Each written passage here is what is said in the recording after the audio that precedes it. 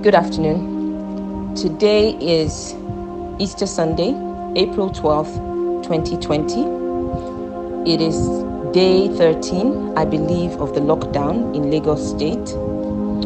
I saw, as I went out, scores of young boys swarming around cars, flagging down cars, asking for money. Some of them were holding up signs. We are hungry, give us food. I felt afraid. But I also took the time to look in the eyes of these young men, these young boys, and I saw fear in their own eyes too. I saw hunger and I saw desperation. And it occurred to me that it is only a matter of time before they're no longer asking, but they are demanding and taking forcibly. Hello.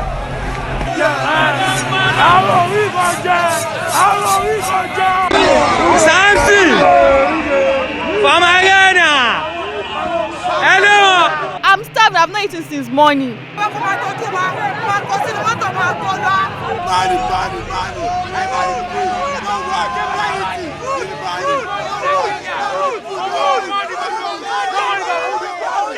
Nigeria, the world's poverty capital.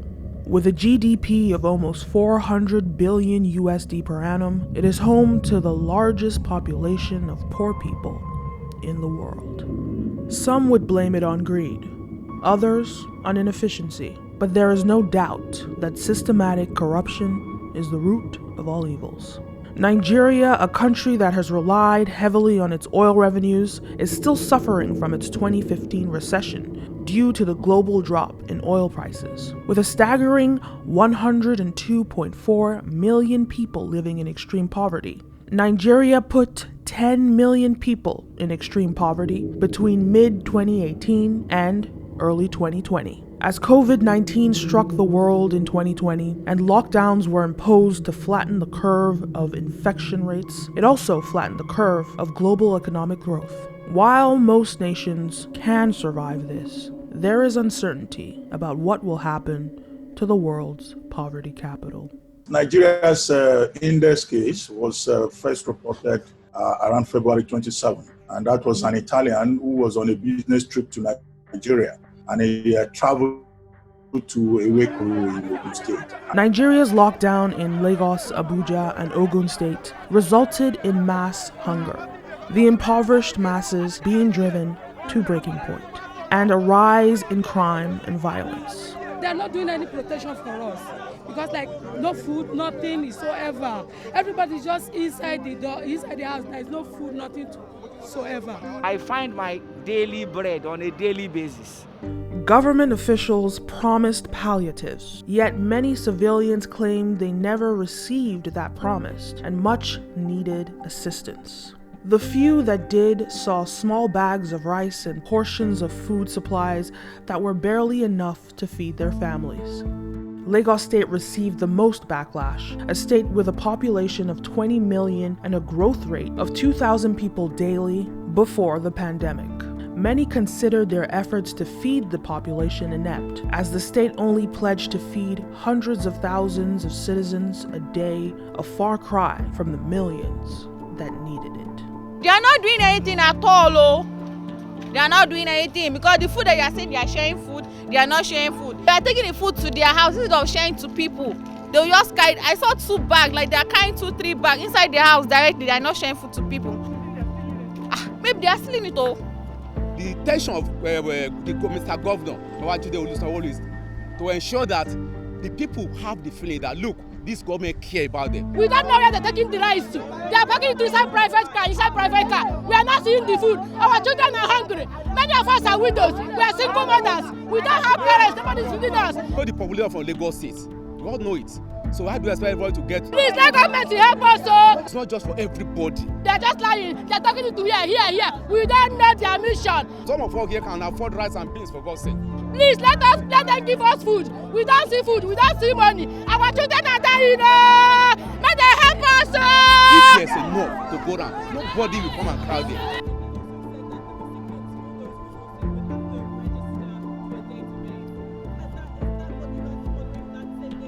You see, generally in Nigeria, you have issue of database. However, strategically, if you look at our distribution, some people have gotten SMS messaging for the past 4 or 5 years. Have you been able to register? No. What we need to do is to do a lot more work, a lot more analysis, so that we can find a way of getting food to those groups that are living from day to day and are very vulnerable and are low income. We've got to find a mechanism of getting them food. We've got to find a mechanism of making payments to them during this difficult period, while at the same time appreciating that if we don't have some form of lockdown, what is going to happen is that transmission of this virus will peak far more quickly and will remain far longer with us than we'd ever imagine. The broken systems within societies are often made more prominent in times of crisis, and Nigeria's negligence in developing its nation has resulted in chaos during the pandemic. But why doesn't Nigeria work? And how is this pandemic shining a light on its government's negligence?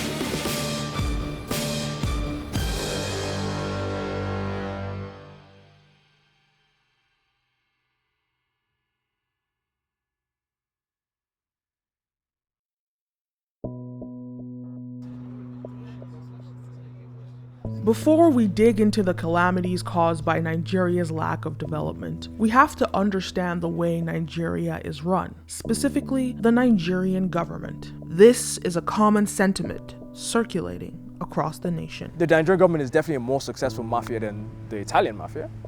Yeah, it runs the whole country. It's got 200 million people under its thumb. The only thing they are concerned about is the money they're earning. Maybe the money WHO is providing for people. That's the only thing. They've not really spent the money anywhere. What do you think needs to happen in Nigerian leadership, whether that's government or businesses, to facilitate growth? Yeah, better. The Nigerian government is generally characterized by poor leadership, or the complete lack of it, depending on who you ask. But why is such an oil-rich nation incapable of capable development? I think that there are a lot of corrupt countries that still grow. I mean, you hear about China, there's a lot of corruption there. You hear about India, there's a lot of corruption there. So to me, it can't be that corruption in and of itself is an inhibitor to growth. To me, I don't want to say it must be around competence and having the actual competence to put these things together. I can assume that there are things around having people who are a little bit more strategic thinking, having people who are just better project managers, people who are better at getting things done, people who are better at getting things done at pace. Corruption has led to a skewed distribution of wealth, where information and wealth only circulate among smaller communities. Nigeria is a heavily stratified society in terms of class. Information really doesn't flow around. It's very, very difficult for people to just find out what are some of the things that I need to do to bid for this contract, to acquire X, Y, and Z. And so you find that business tends to flow, or information tends to flow around informal circles much more. And whenever you have information flowing around informal circles, it by necessity preferences people who have access to those networks that have information. And that necessarily preferences people who tend to be more well-connected than others. In Nigeria, if you know someone, you can get things done. So that's the Nigerian way of doing things.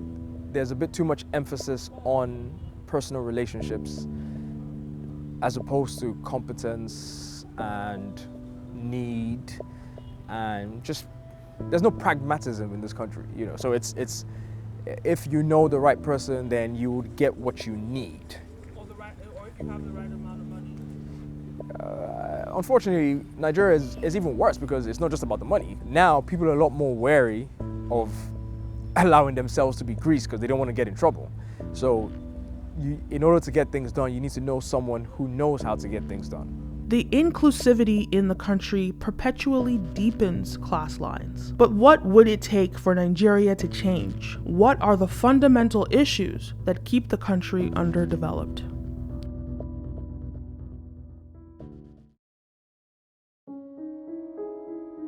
Nigeria has neglected 4 sectors that keep the country in perpetual underdevelopment: healthcare, education, infrastructure, and power. These sectors allow a disease like COVID-19 to spread rampantly.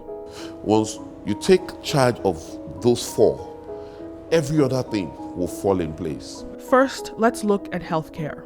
Health is the main issue that stands out when it comes to COVID-19. Mass testing and patient tracking were China, Korea, and Taiwan's successful methods of curbing the spread of this virus. And as developed countries struggle with this, what hopes does a country like Nigeria have? With the capacity to conduct 3,500 tests per day in June of 2020, but the inability to execute these numbers, for a country of almost 200 million people, the testing rates are low. I keep worrying about what's going to happen when it explodes in Africa. And the thing about warm temperatures, I don't think that's the explanation for the low case numbers coming out of Africa right now. I think it's more likely that the surveillance, the testing has been lagging behind the presence of the virus. And I'm afraid we're going to see big numbers all of a sudden soon. We can only know the extent of our problem if we dramatically increase testing. Then we'll know how much transmission has taken place, where are the hot zones, and therefore we can then isolate those zones and have far more comprehensive lockdowns in those areas as opposed to other areas. I also think with more and more information, we will know how to target the low-income groups. We'll have information as to where are they, where do they live, and what can we give them. And so then if we test and we then lift the lockdown, we will also be able to tell whether lifting the lockdown has been beneficial or has been a failure. In that situation, we can restore elements of the lockdown, probably not everything, as and when we see it happen. So for me, it's a question of thinking through measures carefully, planning very rigorously, all right, and applying the knowledge and the analysis to decision making. Besides testing, what is the actual state of Nigeria's medical care system? From the primary healthcare level to the tertiary level, had been grossly underfunded. And now in the face of a public health emergency, we're paying the price for it. In the entire country, we have just about 300 critical care providers. Now in 1 week alone, the number of public frontline health workers, both public and private, frontline health workers infected with COVID-19 rose sharply from 40 to 113. Now, it's not that health workers are not infected in other parts of the world, but the ones in Nigeria, face a special situation. There have been complaints about lack of personal protective equipment. In the whole of Nigeria, we have just about 3,500 bed spaces. The price we're paying for all of these omissions is the failure to develop the health sector. The unfortunate reality is that Nigerians are not only the most educated immigrants in the US, they are also the majority of all Black doctors in America. Dr. Babafemi Taiwo in the United States, whose story was in the news about 2 days ago, and he's a Nigerian. He graduated from the University of Ibadan. But today he's one of the leading experts trying to find a cure to COVID-19 in the United States. And he was part of the team that identified a drug called remdesivir, which was used previously for HIV, as something that can be used for COVID-19. Now in Leeds, There is a Dr. Oloruda Rochime, who is also leading, the efforts in the laboratories around the Leeds area in testing for COVID-19 and trying to find a vaccine. These are Nigerians. They're in South Africa, they're everywhere, specialists in different fields. But ironically, in Nigeria, medical care is inept. Why is this? In the world of globalization, talent will go to where it can best express itself. The challenge that Nigeria faces with regard to human capital in the health sector and other sectors is to provide an enabling environment for our best brains, the best and the brightest, to stay within the country and make a contribution. You cannot blame those persons, those highly skilled persons who have chosen to go elsewhere in the world. With the right environment, they'll be fixing us. They are fixing the US. They are fixing the US better than the people that own the US.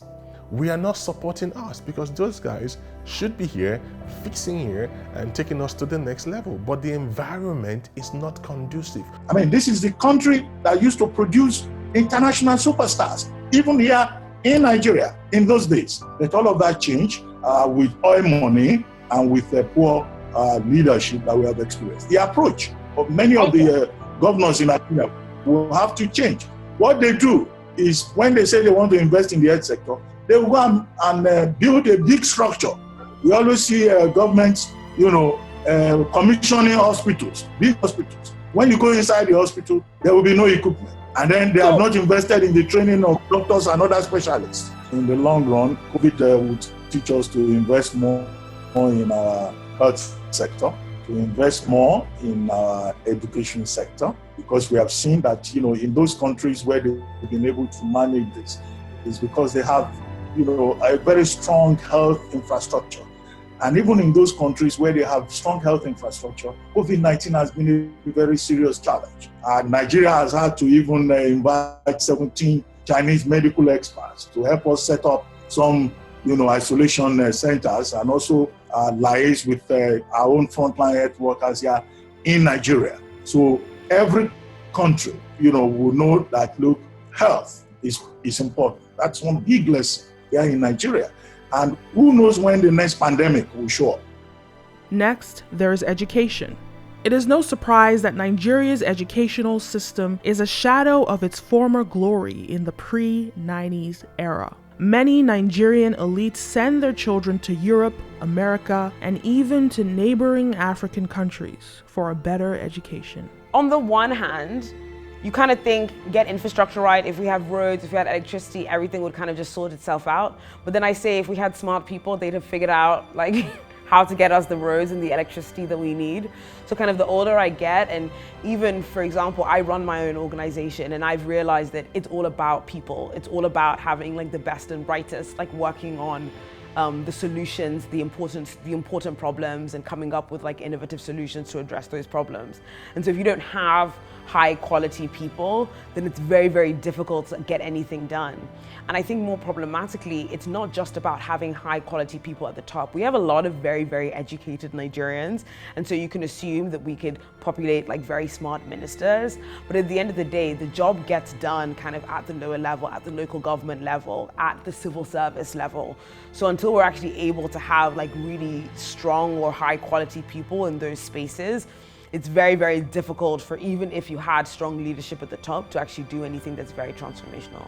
But of course, it starts at the top.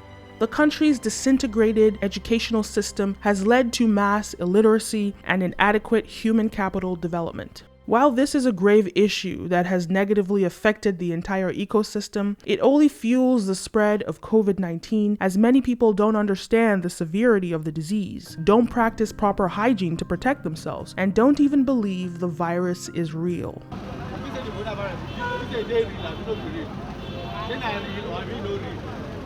No, it's for here. But just enter another place. But we in Nigeria, there's no. Here in Nigeria, I don't believe it's real. If I would believe it's real, make us see people that has been affected. This one is not even corona at all, it is hunger virus. People are starving, people are dying. Misinformation about the disease is spreading across the nation. Then there's the lack of infrastructure. Finances allocated to develop roads and highways are typically shared amongst government officials, with only a small fraction of it being invested into infrastructure. People think it's something that is big, that you have to do for a long time before you see changes. No! China did not wait for a long time. All it took is one man with charisma. Right in their constitution, they made it that the penalty for corrupt practices is capital punishment. That's that adds a lot of toll on the people.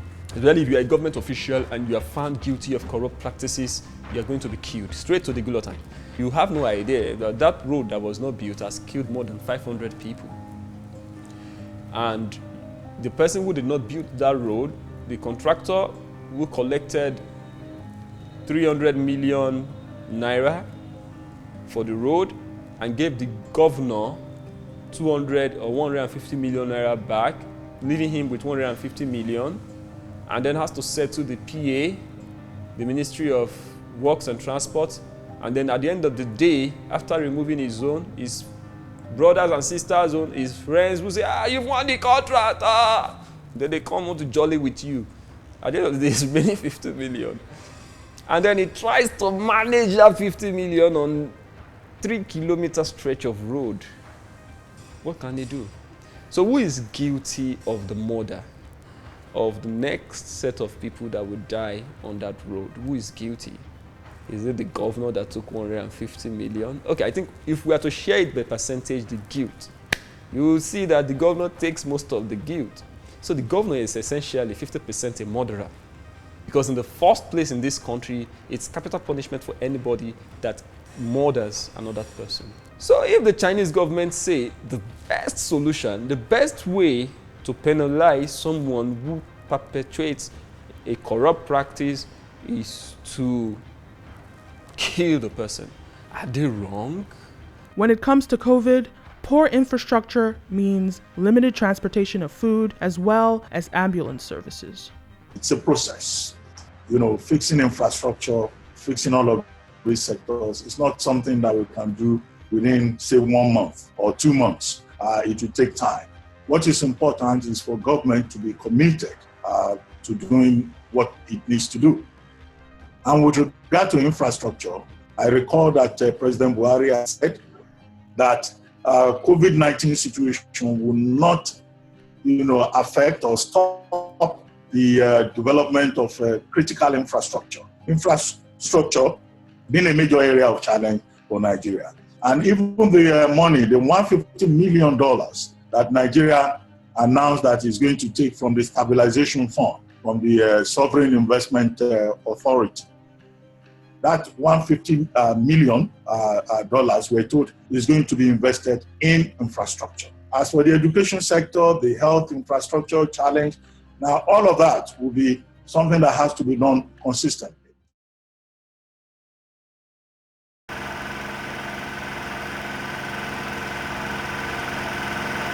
Finally, there's the power issue. Nigeria's problem with power is a manageable fix, but the country hasn't invested adequately into it. There are 3 phases in the power sector: generation, transmission, and distribution. The first one is that you do a bit of understanding of what you require in the nation. What is the number of population we are serving? What infrastructure, what level of infrastructure do we require to serve those people 24/7? And more importantly, what is the cost of that service to the people? And then you calculate a tariff around that cost, and then you make it bankable. So the viability of the business today is simply put because of the fact that the cost of service is far above the tariff that consumers and customers alike are paying. That's the reason why we have darkness in Nigeria. It's a historical problem. It's not a problem of today. As far back as about 30 years ago, 35 years ago, we established, generating plants in many parts of the country. All these facilities over time were not maintained, and we are not expanding, to be commensurate to the same level of our population growth and business development of, then we are not producing enough gas and distributing enough gas. Each segment has to be profitable. Now, I think that we have to eliminate some of the illusions that we can do electricity cheaply. You cannot be incurring cost of 10 naira in serving a population, and you are asked to take in 6 naira as revenue. It's absolutely impossible. There's no incentive for you to invest. There's no incentive for you to rethink a model that makes sense. It's just absolutely impossible. So until we're able to redress that aspect, we're definitely not going to go anywhere.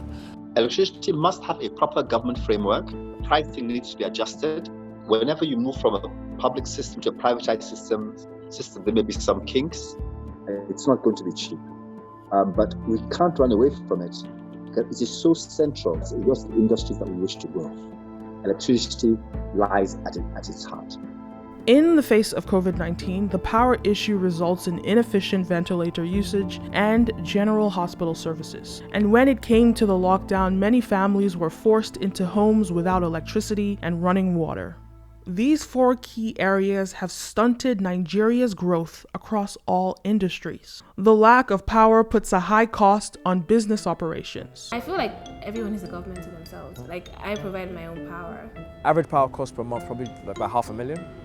Between 80,000 and 150,000 naira. Like $300 a week. Probably. And if we're working long hours, it could be more. For diesel, about a month, I would say maybe like $1 million plus. I think last year, it cost a total of almost 5 million naira to buy diesel and petrol. And I could happily give that, I could happily give that to the government as tax. If you are allocating huge amounts of your financial resources to power generation, when you are not a power generating company, that is like a huge suck. I remember that we had to buy like a generator just to be able to kind of like keep working. And these things are very, very expensive, and it actually ties up a lot of your capital. So if I think about the amount of money that we spent on a generator, it was nearly like 40 to 50% of like 1 month's salary for my entire organization, which is ridiculous, right? Because I could have better allocated that money to doing other things. In an environment, really, you tax people because you give them an enabling environment to do business. You haven't given me an enabling environment to do business, but you still tax me. So you tax me just for the fact that I operate in your geography. What I feel like is that there's this whole notion that, or at least I feel like the government feels like they're supporting businesses, right? They're supporting entrepreneurs. They want people to go out and own and do. But at the end of the day, they make it very, very challenging to run a business. So I don't say that I can see the support. Look at our taxes, for example. 50% higher than last year, but I'm still paying the same bills for my diesel. Do you know what I mean? I'm still doing those general things. I have a borehole. So for me, it's like, I see how you guys are getting back from all these fees, but what is actually being done to support the people that are actually running these businesses? So you don't provide anything at all. Then you tax me. So almost like you're actually stealing from me because I've done everything by myself. But you demand a certain amount of money from me. And now you do it in the most fraudulent way because you don't say based on my sales. You say, no, I don't believe you because you have this car, so you should pay this amount of tax. Like if for any reason the government could have a template on the website where you can actually just punch things in and it actually comes out. And if the taxing system is not as criminal as it is, I want to see people that genuinely pay their tax 100% to the T and see how profitable they are. There was an issue.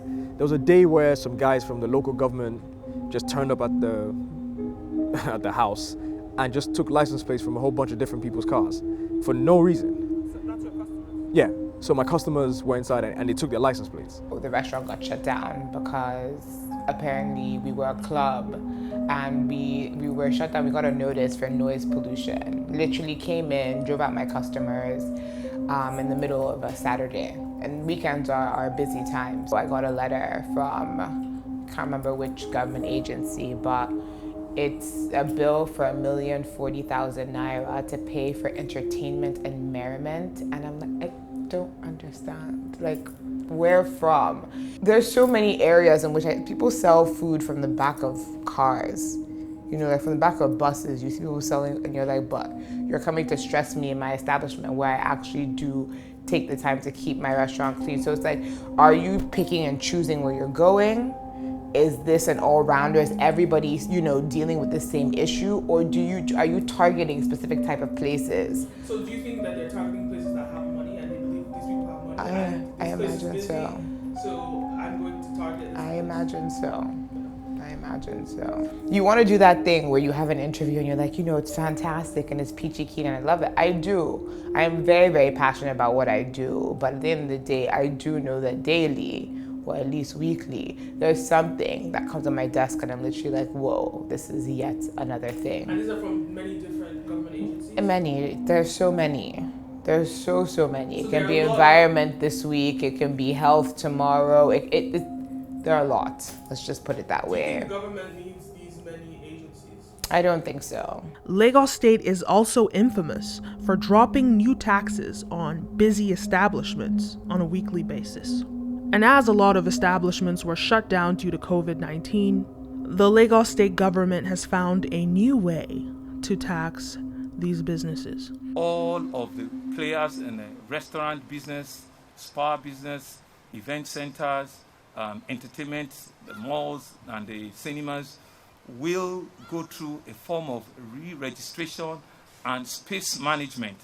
We will be coming to their facility. There will be a regulation that will be coming out, but we'll be supervising and we're coming to their facility to see their level of readiness for a future opening. When that opening will happen in the weeks ahead, I don't know. The power issue has also resulted in a deficiency in manufacturing. We don't produce anything. We haven't even had our industrial revolution. You first of all need the industrial revolution before you move to a service-based economy. We haven't even had that. We produce nothing. For example, Nigeria doesn't even produce its own refined oil. It exports crude oil and imports refined oil. Everything which would help your business be better is expensive in Nigeria because we don't produce anything. And when it comes to the lack of power, which causes stunted growth in business, many entrepreneurs are looking for an escape. For me, I would think Africa first of all before I run away, if I have to open a factory and I have the funds to open a factory. So Nigeria, because of the power situation and the lack of expertise and the lack of support from the government, it won't be my first place. Just from a pure ease of doing business side, it's very, very difficult to get things done in Nigeria. That stretches all the way from the fact that you don't have electricity, the fact that you don't have good roads, you don't have a good public transport system. I mean, if your employees are spending 4 to 5 hours in traffic every single day, that's a huge loss of productivity. And that happens because we have bad infrastructure and we just don't have public transport. Nigeria right now is number 100 and something in terms of ease of doing business. Contrast that to places like Rwanda where people just say it's just really easy to get stuff done. I honestly believe that other African countries will surpass us because their government is actually supporting genuine growth in the country by the people over Nigeria. In other notable areas, the lack of infrastructure has stunted the growth of Nigeria's real estate market. Why do we not have a thriving real estate sector? In Lagos, for example, Lagos is a state that is congested, and almost everybody wants to own property in Lagos. But it's also the commercial nerve center for the country. If you want to earn good income, Lagos is a place to work. Now, why can't people live in Oyo State or Ogun State and work in Lagos? I mean, it's happening. You can work in New York and live outside of New York. That is an infrastructure issue. So that's why I'm saying that there's a part that blame that government has to bear. If we have efficient infrastructure system that can get me from Ogun or Ibadan to Lagos in less than an hour, people do 2 hours getting to work within Lagos. Going back, you could be on the road for 3 hours. But if you have an efficient system, those who live in those places might even find it more convenient to live in Ibadan, because in less than an hour, you can get yourself to Lagos. And finally, the weak educational system has resulted in reduced human capital development. lack of foresight, poor, yes, because of poor leadership, because of the lack of political will, because of the greed of the politicians. Money is meant to go into enhancing public services, end up in people's pockets. And here we find ourselves. And the North is paying dearly for it today. Professionalism, I think, is my biggest issue. We half-ass a lot of things, and you know, I had a batch of clothes that I could never sell because they were so poorly made, and they're like, "Oh, madam, you can manage it now. It's just the thread that," and I'm like, "No, I can't. I literally have half a storeroom full of stuff that I don't know what to do with because I can't sell them because my name is at risk. Neither do I really want to get. So I might just end up taking off the labels and giving it to charity or something because, like I said, professionalism, they just don't really get it sometimes." I think the first thing with all diagnoses, you need to first of all understand you have a problem. I think most Nigerians don't understand that we have a big problem.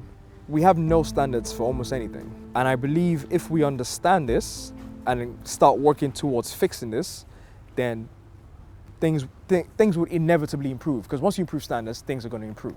A crisis like the COVID-19 pandemic unearths very fragile and dysfunctional systems in society. First impact of COVID on Nigeria is basically a drop in our foreign exchange earnings from oil.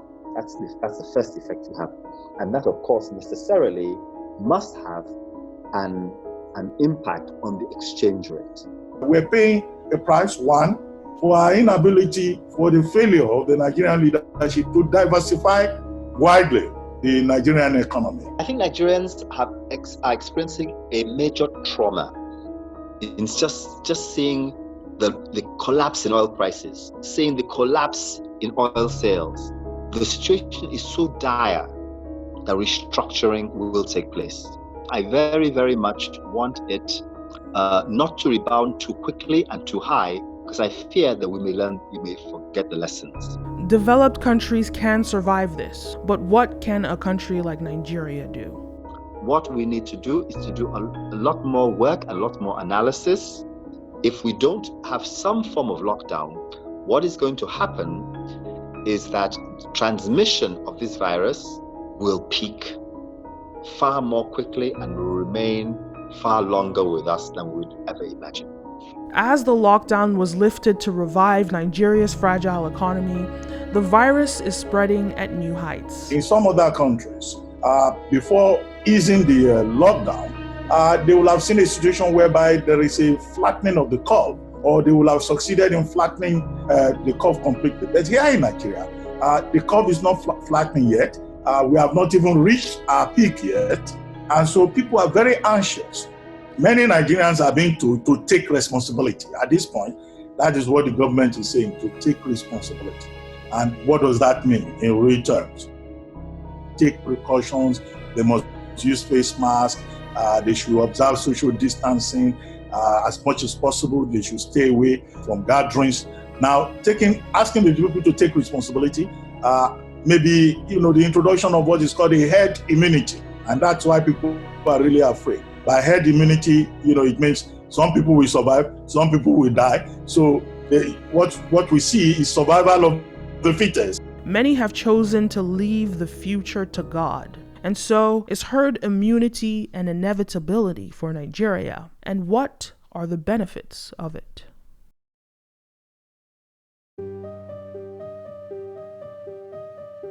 Herd immunity in this case is the process of allowing COVID-19 to spread naturally in the population, thus creating immunity in a sufficiently high proportion of individuals. The prospect of herd immunity is often offensive to many. The idea of allowing the population to potentially die without doing anything to stop it, coupled with the burden it would put on the healthcare system, makes it a controversial topic. But when it comes to Nigeria, we've seen this herd immunity approach with other diseases like Lassa fever, cholera, malaria, and many others, regardless of whether it's identified as negligence rather than strategic herd immunity. A more significant argument and the lesson is that the world should invest more in combating diseases in poor communities.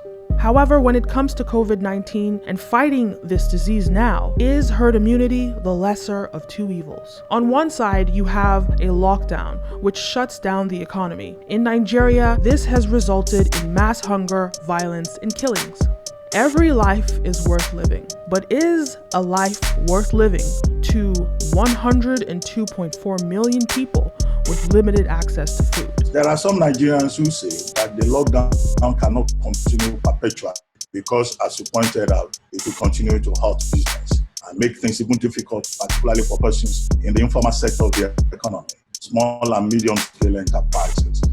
We've had cases of unrest, of restiveness among youths who have been taken to the streets in parts of the country, saying that they should be allowed to go out and work. Now, the issue now is, where is the trade-off? Is it business that is more important, or the survival or life that is important? And there are persons who argue that, well, in any case, many African economies cannot afford to lock people down. If you lock people down, the majority of the people, they're poor, and many of them even live in crowded spaces. People who live in these cultural habitats where you have one building of 8 rooms and you have about 30 persons living there, including the elderly. The question is it not even better to allow such people to go out so that, all they need to do is to maintain social distancing, and when they go out, they can earn a living. On the other side, there's the reopening of the economy, which results in the spread of the virus. But the average age of Nigerians is 18.2. And while some will argue that most Nigerians have underlying health conditions like tuberculosis and hypertension, and they also argue that young people also die from COVID-19, the statistics prove that majority of people under the age of 18 won't die. And you could go further to say the majority of people that catch the virus don't die. This suggests that the majority of Nigerians who contract the disease won't die from this disease. So given these circumstances, is herd immunity in Nigeria better than potential death from mass hunger? I think that we can do better than relying on herd immunity. We can do better. There's no need for us to continue to have large gatherings, whether for church, whether for weddings, whether for funerals, whether for parties. We can do better than that. And therefore, I think that even if we relax the lockdown, there are certain kinds of activities that should remain banned and will therefore slow the rate of transition. We've got to think of each measure, assess the measure, and then decide whether we continue or we do not continue. When it comes to a country like Nigeria, one is dealing with a nation that is the byproduct of post-colonial rule.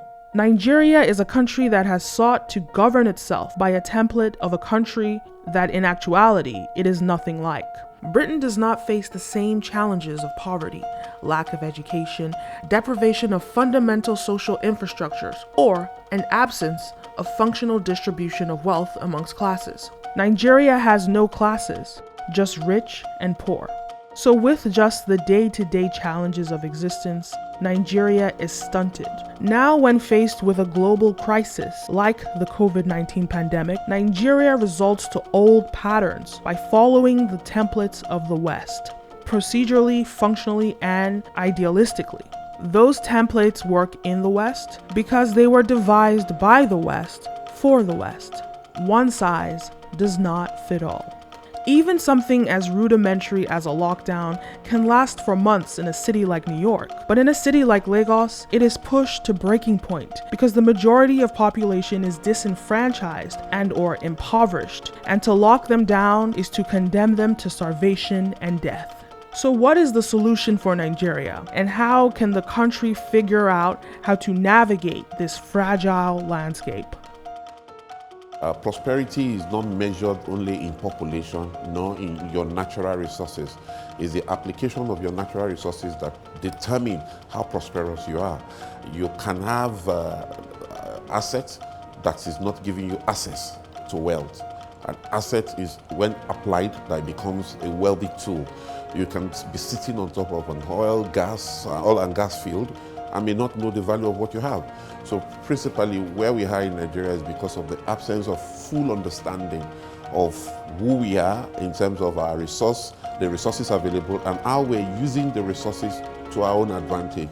Mindset is there in Nigeria today and in Africa that resources that we have are meant to be exported. Once you have that kind of mindset, you've defeated the purpose of that resource being available for you. So beyond education, how do you solve that? It's a root and branch issue. It's a value system issue. The things you value are the things you pay attention to. We should start to think fundamentally of how do we use what we have for ourselves and not for few people to just capture the wealth of the nation and warehouse it for personal use without letting the world, the universe of Nigeria enjoy that privilege. This recession, which is going to be severe, which is going to be tough, should not be an occasion to give up. Our mindset should be, I will see the consequences of this, and I will, in a very serious way, regard this as my platform to greater success. I will not give up.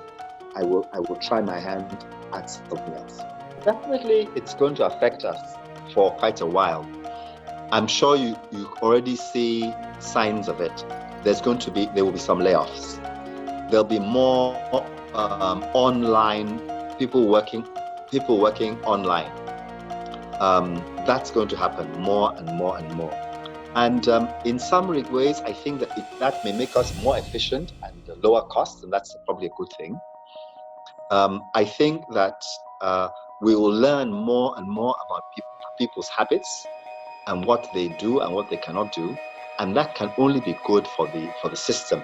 In that we make these improvements. You may not need as many staff as you thought you did before.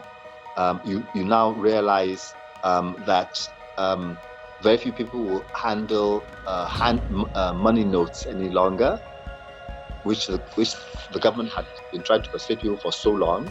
But now nobody wants to hold notes held by somebody else before because of how dangerous it is. And I can see practices like mobile money taking off the ground very, very, very quickly. So we will find ourselves in a very, very new world. And we have no choice but to adapt. And in many cases, that new world will be more efficient than the one before. The future of work is going to change radically. Some businesses may even decide that, look, you don't have to come to work every day if you can work remotely. And there will be a greater investment in the digitalization of the workspace. You can use technology to teach students going into a virtual classroom, which is not something that was popular before now. Many of the meetings held either within the presidency or by the Economic Accountability Sustainability Committee or by the Nigeria Governors Forum, all of those meetings that we've heard about were done online. This was not the usual practice before. So those governors who thought that for them to be relevant, they will have to jump up and down and fly to Abuja every week to go and attend one meeting or the other. That should become a thing of the past. Something to look at: agriculture, telecoms, fintech, technology, health, food.